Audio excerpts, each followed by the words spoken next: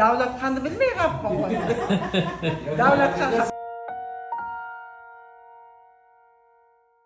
Xudo xohlasa keyingi operatsiyaga javob beramiz. Alloh nasib qilsa. Yo xuddi shunaqa laparoskopik teshiklar orqali xudo xohlasa stoma yo'q, Alloh nasib qilsa kesmaymiz. Chiroyli qilib ichagingizni, qolgan ichagingizni bulab beramiz. Hamma qatori bemalol bestoma yuradigan bo'lasiz. baxtim bor ekan. Rahmat akashamiz.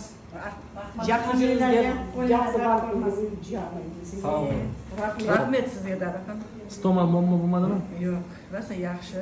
Hamma narsangiz yaxshi ekan. Mana siz o'rgatganday qilyapmiz, yaxshi. Zo'r bo'ldi mana. Boya bitta istoriya aytib berdingiz-ku. Qarindoshingiz nima bo'ladi? Voy, ungacha onkologiyada bo'lganda u mana shunaqa. Unga hech narsa o'rgatmabdi doktorlar. Bechora rasta ham qiynalibdi-da. U kelini ma'dasida. O'lib qoldi u kishi mana ko'klamda, aprelda. Shuni kelinim aytibdi, bizlarga hech kim o'rgatmadi, sizga zo'r o'rgatibdi deydi. Bizlarga hech narsa aytmasa, adam rasta ham qiynaldi deydi. Bultir bo'lgan edi ular dekabrda. 1,5 yil bo'ldi-da mana. Oxir adasi o'lib qoldi. Shuni aytibdi-da, go'shi chiqib ketdi deydi. Bizlarga vobshe kichkina qilishni ham o'rgatmadi, krem yoqishni ham o'rgatmadi. Yopishtirib qo'yib, adam rasta ham qiynaldi deydi.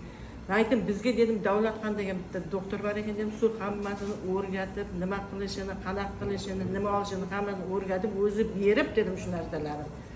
Bizlar dedim, mana mazza qilib yuraman dedim. Hech narsa bo'lgani yo'q, yara-para bo'lgani yo'q. Ming rahmat dedim davlatdan dedim. Rahmat sizga nima deyman? Sog' bo'ling. Xudo xohlasa doiralarni stomangizni yopsak, keyin yana bemalol yuraverasiz. O'sha kun agar siz o'rgatmagansiz, biz ham bilmasdan ketardik. Tag'am sizni uchratganimizga Xudoga shukr. Shu kun. Rahmat sizga davlatdan.